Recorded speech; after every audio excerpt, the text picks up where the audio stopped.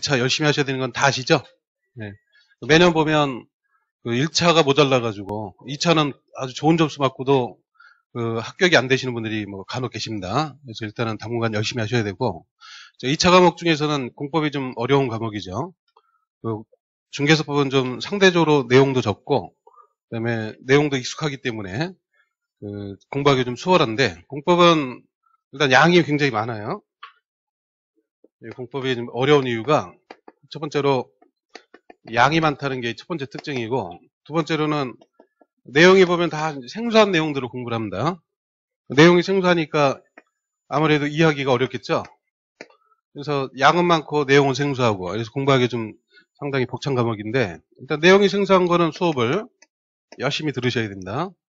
그래서 혼자 교재 읽어가지고는 내용 파악이 굉장히 어려워요. 수업을 통해 가지고 사례 설명도 듣고, 뭐 다른 부분하고 관련되는 사항도 좀 설명을 듣고, 뭐 이런 식으로 하다 보면 좀 어렵지만 그 어렴풋이라도 이해가 되니까 수업 빠지지 않고 열심히 들으셔야 된다. 근데 한 번 빠지다 보면 그 두 번 빠지게 되고, 세 번 빠지게 되고, 뭐 나중에는 심심하면 한 번씩 학원에 나오는 막 그런 상황이 돼버립니다.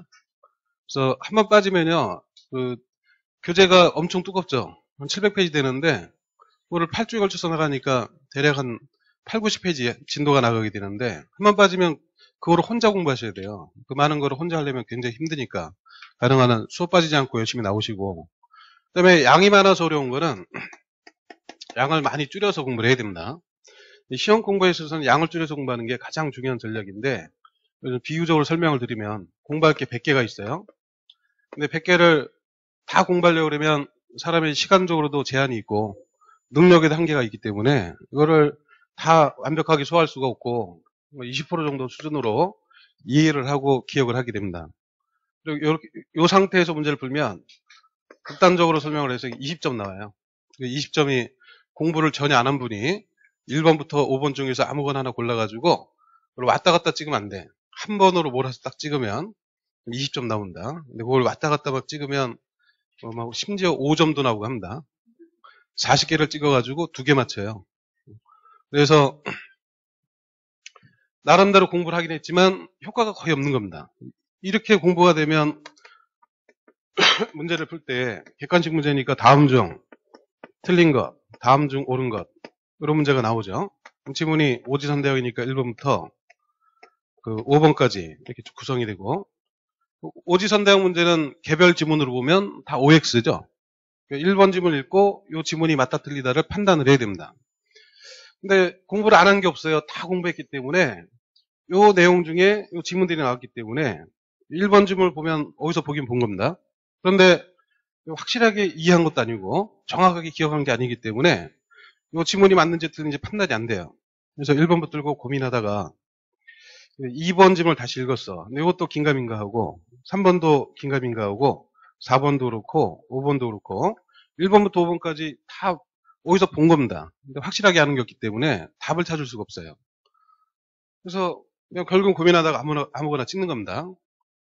이렇게 해서 고민해서 찍은 거하고 그냥 고민 없이 그냥 1초 만에 찍은 거하고 확률은 어떨까요?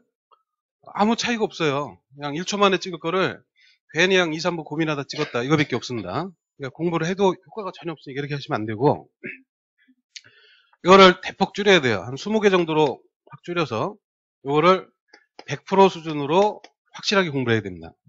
그럼 투자한 노력은 똑같죠. 100개를 20%로 20개를 100%로 노력은 똑같은데 결과는 전혀 다르게 나와요. 이건 좀 과장해서 설명을 하면 100점이 나올 수도 있습니다. 이렇게 공부가 되신 분은 이 중에서 20개를 공부하고 80개는 버려버렸어요. 공부를 안 했습니다. 근데 지문은 이것도 지문에 나오고 공부 안 한 사항이 지문에 나올 수가 있습니다. 근데 1번 지문을 읽었더니 이거는 모르는 내용이야. 그러니까 공부를 안 한 사항이죠. 내가 공부하는 이 내용 중에서 지문이 나오니까 판단이 안 돼요. 그러니까 모르니까 그냥 넘어가고 2번 지문도 못 본 거, 3번 지문도 못 본 거고 4번 지문은 이건 내가 공부한 내용이에요. 공부한 내용은 요 안에 있는 거고 요 내용을 확실하게 알고 있으니까 요 지문이 어느 부분이 잘못됐다 정확하게 보이죠.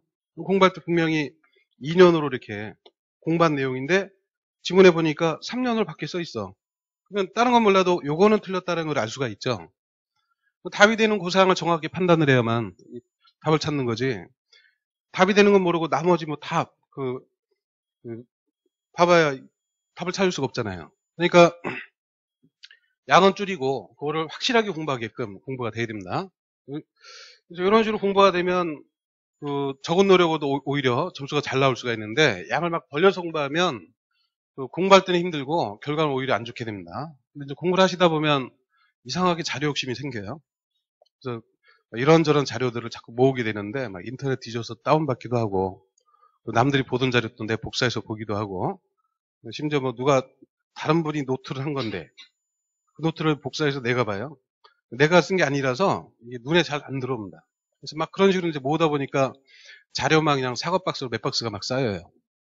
근데 그거를 다 볼 틈도 없고 그걸 다 봐도 문제가 됩니다. 많은 걸 봤기 때문에 그게 다 기억이 안 되는 거죠. 그리고 분명히 보긴 본 건데 이게 어디서 본 건지, 복사한 자료에서 본 건지, 기본서에서 본 건지, 문제 풀다가 틀린 지문을 봤던 건지 기억이 안 나는 거죠. 그래서 절대 그렇게 욕심내시면 안 되고 그냥 기본서 하나, 그다음에 요약지, 그다음에 수업 시간 나가는 일부 자료 이런 것만 가지고 해도 충분합니다. 그거 보기도 벅차요. 그러니까 그 이외의 자료는 아예 쳐다볼 필요도 없고 문제집도 뭐 여러 번 풀 필요 없어요. 한 것만 여러 번 반복해서 푸시는 게 오히려 더 효율적입니다. 그래서 일단 양을 확 줄여서 공부를 하셔야 되고 이게 양을 줄여서 공부하는데 이 내용들이 다 핵심적인 사항들이죠. 핵심적인 사항을 위주로 해서 정확하게 공부가 되도록 해야 됩니다. 핵심적인 사항은 공부할 필요가 없는 거 빼고 남은 거를 공부를 해야 되는데 일단 첫 번째로 출제 가능성이 낮은 거 이건 굳이 공부할 필요가 없는 거죠. 교재에 많은 내용이 있지만 뭐 그게 다 잘 나오는 게 아니라 그중에 자주 나오는 것도 있고 잘 안 나오는 것들도 있죠. 어떤 거는 10년에 한 번 정도 나오는 것도 있고 어떤 거는 20년에 한 번 나오는 것도 있고요. 심지어 그중에는 지금까지 28회 시험을 보면서 한 번도 출제가 안 된 이런 내용들도 있습니다. 그래서 수업 시간에 그런 걸 다 정리해드려요. 이건 뭐 굳이 잘 안 나오는 사항이니까 공부할 필요가 없다. 이런 식으로 다 체크해드리는데 공부를 하시면서 이제 그런 걸 막 봐요. 게다가 잘 이해가 안 되니까 와서 질문을 해. 아무리 읽어도 무슨 얘기인지 모르겠다. 뭐 당연히 모르죠. 제가 설명한 적도 없고 볼 필요 없다. 다 일부러 다 뺐던 부분인데 그래서 그걸 볼 필요가 없는 걸 왜 보느냐 그러면 한 번도 안 나왔으니까 드디어 나올 수도 있다. 뭐 이러면서 그거를 막 공부를 하시는 거예요. 물론 그분 얘기가 맞아요. 나올 수가 있습니다. 근데 그런 한 번도 안 나왔던 내용이 나오는 문제 몇 문제가 안 돼요.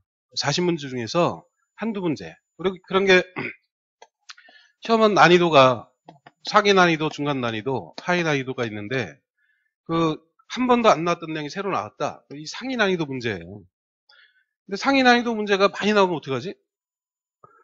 전부 다 그냥 어려운 문제만 나왔어. 상위 난이도가 100% 이러면 그러면 다 떨어지죠. 그러면 난이도 배분이 잘못된 거기 때문에 출제가 잘못된 겁니다. 그래서 전에 한번 15회 때는 문제가 하도 어려워가지고 24만 명이 시험을 봐서 최종 합격자가 950명이었어요. 경쟁률이 막 200대 1이 넘어요. 그래서 그때 실제 난리 났어요. 그래서 전국에서 버스 대절해가지고 전부 다 그냥 과천으로 몰려와서 옆에서 막 데모하고 하다가 결국은 시험을 2번 봤습니다. 그러니까 난이도가 막 어려운 것만 나올 수가 없어요. 평균적으로 난이도가 배분되면 상위 난이도가 30%, 중간 난이도가 40%, 하위 난이도가 30%이 정도 비중으로 나옵니다. 그래서 어려운 것도 있지만 쉬운 것도 있는 겁니다. 쉬운 거 정확하게 맞추고 중간 난이도 웬만큼 해결하면 합격할 수 있는 거죠. 괜히 어려운 것들 공부하다 보면 양이 막 점점 이런 식으로 막 늘어나는 거예요. 그래서 가능성 낮은 거는 과감하게 싹 빼도 합격하시는데 아무 지장이 없습니다. 두 번째로는 출제 가능성이 어느 정도 있는데 난이도가 너무 높은 사항들이 있어요. 하나를 맞추려니까 공부를 아주 많이 해야 한 문제 간신히 맞출 수 있는 이렇게 굉장히 어려운 사항들이 있는데 그런데 우리 교재도 보면 62페이지 보시면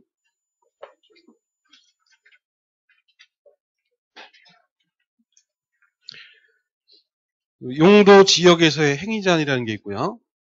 가로 2번에 보면 용도 지역에서의 건축 제한. 그래서 용도 지역별로 이런 건축물들이 가능하다라는 것을 법으로 정해놨어요. 일종 전용 주거지역 안에서 건축할 수 있는 건축물이 일일이 다 써 있죠. 단독주택 가능하고 일정 군생 중에서